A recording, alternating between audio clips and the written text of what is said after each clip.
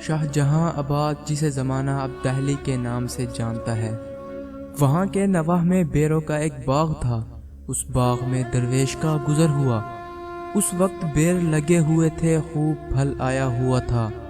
اس درویش نے مالی سے کہا، مجھے بیر مل جائیں گے؟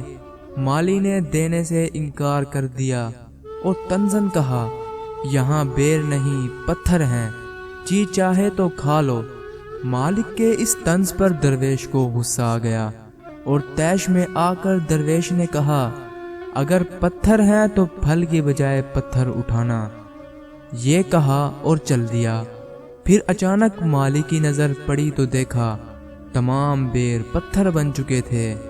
سخت افسوس ہوا، لیکن اس سے کوئی فائدہ نہ ہو سکتا تھا۔ شاہ عالم اس وقت کا بادشاہ تھا، اس کے دربار میں بھی یہ بیر لائے گئے۔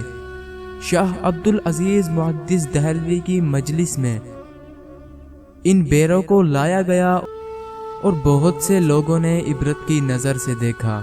لوگ حیرت اور تعجب سے ان بیروں کو لے کر جاتے جو پتھر کے بن گئے تھے۔